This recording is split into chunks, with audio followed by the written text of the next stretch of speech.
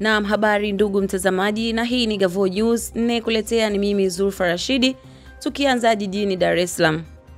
Mwenyekiti wa Chama cha Mapinduzi CCM ambaye pia ni Rais wa Jamhuri ya Muungano wa Tanzania, Mheshimiwa Dr. Samia Suluhu Hassan ametoa shilingi milioni 50 kwa ajili ya maendeleo ya shule ya sekondari ya Seminari Uru mkoani Kilimanjaro. Katibu mkuu wa CCM Balozi Dr. Emmanuel John Nchimbi alitangaza mchango huo kwa niaba ya Rais Dr. Samia alipokuwa akitoa salamu za pole na rambirambi katika ibada ya mazishi ya Padri Shirima iliyofanyika Seminari ya Uru Alhamis Machi 20, 2025.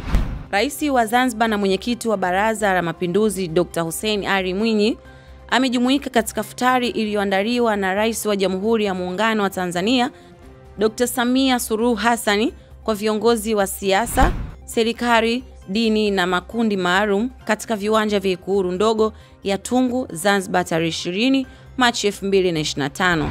Waziri Mkuu mstaafu Mizengo Pinda ameipongeza Mamlaka ya Elimu na Mafunzo ya Ufundi Stadi VETA kwa hatua kubwa walioipiga katika mafunzo ya ufundi stadi na ubunifu kwa vijana. Amesema hayo leo jijini Dar es Salaam wakati alipotembelea kongamano la maadhimisho ya miaka 30 ya VETA iliyofanyika katika ukumbi wa mkutano wa kimataifa wa Julius Nyerere jijini Dar es Salaam. Amesema VETA ikiendelea na kujiboresha zaidi kiteknolojia itaweza kufika mbali na kuwa mkombozi kwa vijana wengi. Mizengo Pinda amesema amefarijika kuona kituo cha uwekezaji nchini TIC kikiwa na mahusiano mazuri na VETA. Hii ina maana wawekezaji wanapokuja nchini kuwekeza wataanza vijana wa VETA katika kufanya shughuli zao. Aidha, amesema vitu vyote vinavyofanywa na kufundishwa na VETA ni vitu ambavyo mwanadamu anavihitaji. Ndani ya mafunzo wanayotoa kuna kilimo, ufugaji, uvuvi. Hivyo ukitazama huduma za kijamii, hawa mafundi stadi ndio wana nafasi zao na wao kuomba ajira katika kupata kazi. Na tukiamia jijini Dodoma, Waziri wa Ujenzi Abdalla Ulega amewasimamisha kazi watumishi katika mizani kutoka Tunduma mkoa wa Songwe hadi Vigwaza mkoani Pwani ili kupisha uchunguzi uendelee. Agizo hilo limetolewa na Waziri Ulega ambaye ametengeneza timu ya wataalamu kuchunguza tuhuma zinazowagusa watumishi hao waliokuwa zamu Machi 13, 2025.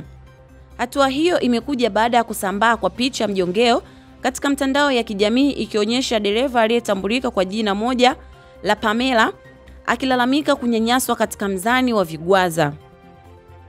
Aidha, amesema kuwa baada ya kugundua kuna tatizo, amemweleza Katibu Mkuu Balozi Aisha Amol kuwasimamisha kazi wasimamizi wa mizani wa barabara nzima kuanzia Tunduma hadi Vigwaza.